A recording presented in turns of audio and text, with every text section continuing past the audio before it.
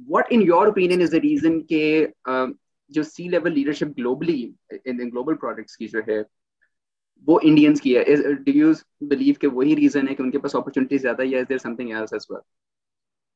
देखिए, अपॉर्चुनिटी तो एक हिस्सा है। पाकिस्तान में भी अपॉर्चुनिटी बहुत है। पाकिस्तान में बहुत सारे एक्सपर्ट्स हैं या बहुत सारे ऐसे लोग हैं जो पाकिस्तान से बाहर रह रहे हैं और काम कर रहे हैं। लेकिन अगेन देखें, ये जो बड़ी कंपनीज होती है ना, उनकी अच्छी बात क्या होती है, जितनी भी ग्लोबल बड़ी जायंट कंपनी, चाहे वो फेसबुक हो, माइक्रोसॉफ्ट हो, वो बहुत ज्यादा डेमोक्रेटिक तरीके से चलती हैं।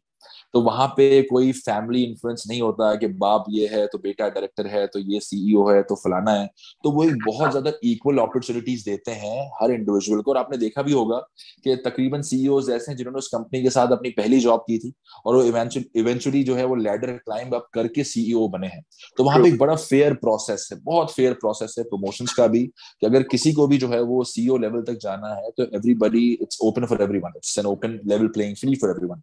तो आप उसमें ये भी नहीं कह सकते कि वहां पे वो एक बायस है, कि वो इंडियंस को बायस। आप ये सोचे ना कि इतनी बड़ी कंपनीज अगर आप और मैं होते पाकिस्तान में, लेट्स से, और राइट। पाकिस्तान की कोई इतनी बड़ी कंपनी ग्लोबल होती, तो आप कभी क्या किसी और मुल्क की नेशनैलिटी के बंदे को उसका सीईओ बनाते? नहीं बनाते। ये एक अनफॉर्चुनेट चीज है, ये आप इस बात को अंडरस्टैंड करें। तो अगर अमेरिकन एक कंपनी है जिसका headquarter for let's say silicon valley में उसके हेडक्वार्टर्स हैं, तो उस कंपनी के लिए कितना बड़ा डिसीजन है कि वो अपने किसी यूएस नेशनल सिटीजन को हटा के वो किसी इंडियन को उसका सीईओ बना रहे हैं। तो ये that speaks volumes about the discipline and the integrity and the accountability, या जो भी अपॉर्चुनिटी है उन कंपनीज के बारे में, कि वो सबको बड़ा एक इक्वल लेवल प्लेइंग फील्ड देते हैं। तो आज जिस तरह पाकिस्तान में भी होता है, तो लोग प्रेफर करते हैं हमारी नेशनैलिटी का बंदा हो वो सीईओ हो।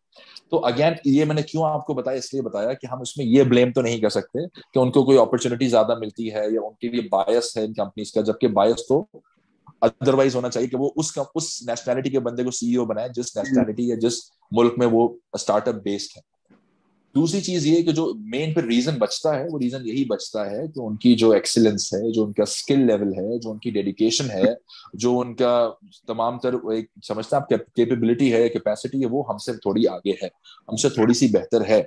If not in any other industry, tech में तो डेफिनेटली है। तो डेफिनेटली। टेक में वो तब बिल्कुल देखे ना, वो आप एक बात इसको इस तरह से समझें कि अगर इंडिया लेट्स से आज हमसे 3-4 साल आगे है टेक स्पेस के अंदर, तो उस मार्केट में, उस कंट्री में जो बंदा काम कर रहा है टेक स्पेस के अंदर, वो एक आगे की एडवांस्ड मार्केट में एक्सपोज है। उसको वो सारे सिनेरियोज, वो सारे इकोसिस्टम इनेबलर्स, वो सारे स्टेक होल्डर्स, वो सारे प्रोसेसेस, ब्लूप्रिंट्स उनसे गुजर चुका है। तो बिल्कुल। ऑब्वियस सी बात है, जब वो पाकिस्तानी किसी मार्केट में काम किए हुए बंदे के सामने इंडियन या चाइनीज या यूएस मार्केट का किसी एडवांस फर्स्ट वर्ल्ड कंट्री का टेक रिसोर्स खड़ा होता है, तो वो हमसे कहीं बेहतर है, क्योंकि वो हमसे बहुत आगे स्टेजेस में जा चुके हैं। जा चाहे चुके वो, अगर इंडिया की बात करते हैं तो इंडिया में ई कॉमर्स का अगर कोई सी लेवल बंदा पाकिस्तान की किसी ई कॉमर्स के सी लेवल से इंटरेक्ट करता है, तो उनके पास हमसे ज्यादा एक्सपीरियंस है, ज्यादा एक्सपोजर है, क्योंकि वो एक आगे लेवल पे जा चुके हैं। तो जो हमारे आज इश्यूज हैं, फॉर एग्जांपल, जब वो इश्यूज हम उनसे डिस्कस करेंगे, तो वो उन इश्यूज से 3-4 साल पहले गुजर चुके हैं। गुजर तो वो चुके हैं। एक बहुत बड़ा एडवांटेज है कि जब आप किसी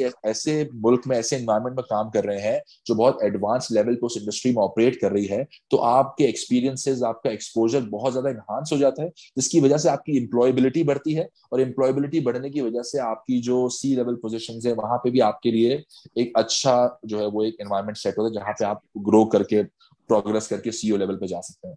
आई थिंक ये आप सही